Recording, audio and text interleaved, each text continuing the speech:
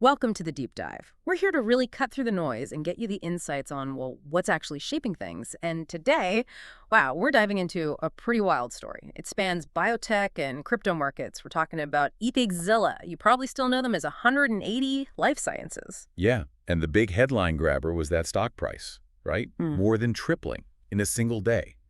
That gets attention. It definitely does. But as you said, it's much more than just a stock jump, isn't it? Oh, absolutely. This is a company fundamentally redefining itself. Yeah. I mean, a full pivot from biotech to becoming a dedicated crypto treasury firm, and importantly, with a laser focus on Ethereum. Okay, so they're taking a page from MicroStrategy, maybe, but with a twist. Exactly. Similar playbook, different asset focus. And that Ethereum choice is, I think, really strategic. So that's the big question for us today, right? What's really behind this radical shift? We need to explore why they picked Ethereum, not Bitcoin, what Peter Thiel's big investment really means, and just generally, what does this signal for, digital assets and maybe even traditional corporate finance? How do we even start to unpack all that? Well, we do it by digging into the sources. We've got a whole stack here.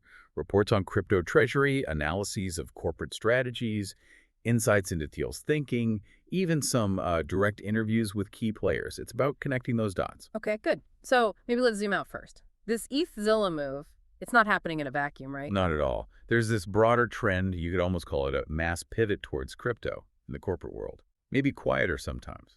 We've seen big names, Microsoft, Amazon, Google, even Tesla, starting to integrate digital assets into their treasuries. In different ways, of course. Right. But what does that actually mean, integrating crypto? Is it just holding some Bitcoin on the side? That's the key distinction. You've got what some call incidental allocators, like Tesla, maybe holding some Bitcoin for, I don't know, operational flexibility or diversification. But their main business is still cars. Exactly. Their core business doesn't change. Then you have these core strategy firms. And for them, crypto isn't incidental. It is the strategy. Crypto accumulation becomes the absolute center of how they create value. Their valuation starts to depend more on their token holdings than their old business. That MicroStrategy is the classic example here, the real pioneer. Absolutely, the poster company. Since, August 2020, they've bought billions in Bitcoin, converted a huge slice of their treasury. The argument was, hedge against inflation, better store value. And they funded it creatively too, right? Yep. Convertible debt, selling stock. Yeah, exactly. They showed it was possible for a public company to basically transform itself around a digital asset, to become a sort of Bitcoin proxy. Okay, so MicroStrategy cleared the path, which brings us back to ETHZilla. Right, because ETHZilla took that path, but wow, it's a sharp turn for them. Seriously.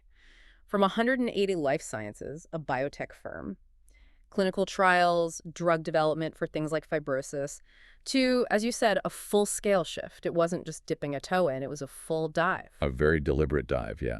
They put around $350 million into Ethereum, now holding, 82,186 ETH? That's substantial. It is, but what's also really interesting, and I think strategically smart, is they kept a big cash buffer. Around $238 million in cash equivalents. Okay, so that's the cushion against crypto's famous volatility. Precisely. Gives them liquidity, some stability, room to maneuver when the market swings, which, it does. And they're not just sitting on this ETH either. You mentioned putting it to work. Right. That's another key point. They're staking it. They have a yield generation program managed with electric capital, and the goal isn't just standard staking yield.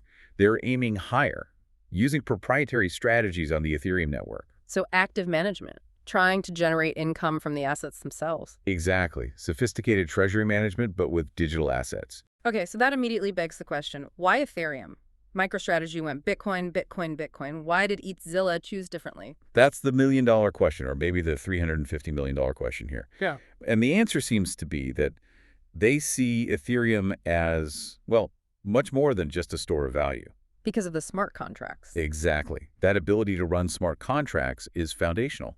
It powers DeFi, decentralized finance, NFTs, all these other blockchain applications. So ETH isn't just digital money, it's like digital oil, fuel for this whole ecosystem. That's a good way to put it. It fuels this vast digital economy. And ETHZilla's leadership seems to view that utility, that whole ecosystem, as creating a more flexible reserve than Bitcoin.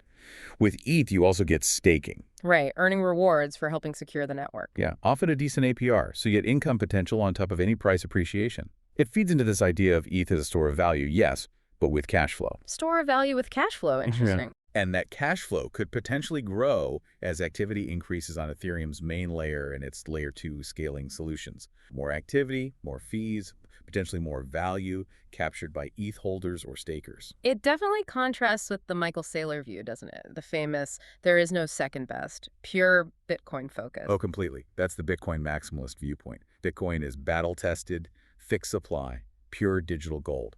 A very strong argument for safety and simplicity, perhaps. But ETHZilla is making a different bet.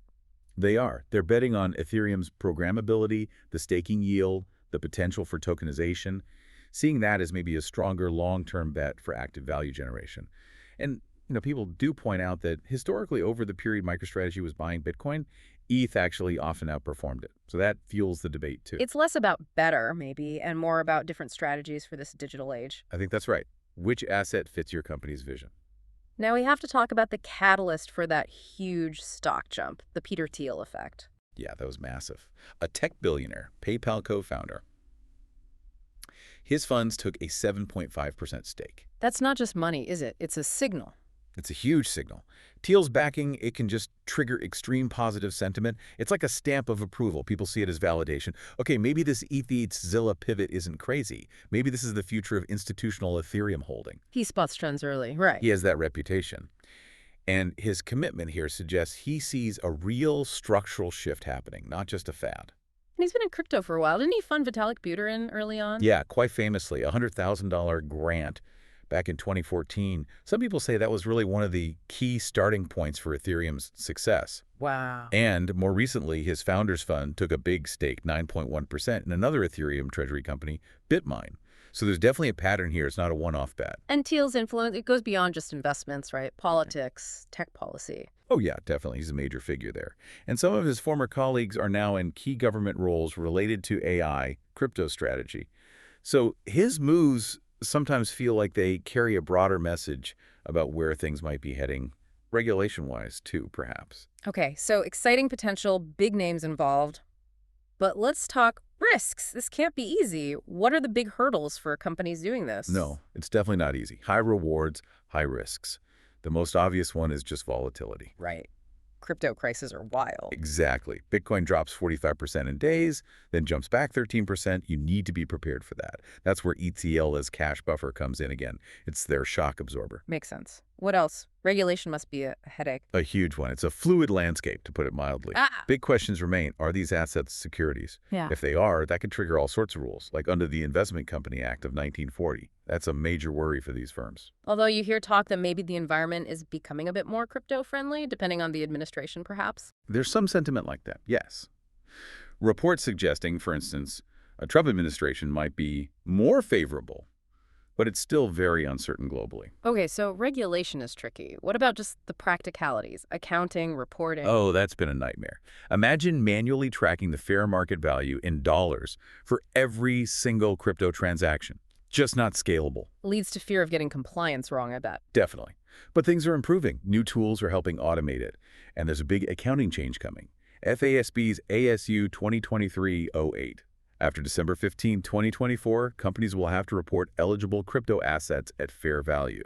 That should make things much clearer and hopefully easier. That sounds like a big step. And security, always a concern in crypto. Huge concern. Billions stolen. 2022 saw about $3.1 billion disappear, often from DeFi protocols. So for a company holding hundreds of millions in ETH, robust security is absolutely critical. Working with top-tier custodians, secure staking partners, you can't cut corners there. And if you're staking, like ETHZilla is, there are specific operational risks too. Yes, definitely. Things like your validator going offline, which means you miss out on rewards. Or worse, slashing. Slashing. Sounds bad. It is. If a validator misbehaves, like double-signing transactions or being offline too long, they can lose a portion of their staked ETH as a penalty. Yeah. So you need really good technical management. Okay, lots to manage. So pulling this all together, what does this ETHZilla strategy and this whole trend really signify for the future? Well, one way to think about it is these companies are becoming like synthetic ETFs. Yeah. They're publicly traded companies, right? Listed on stock exchanges. But they act as proxies for holding the underlying token, like Ethereum.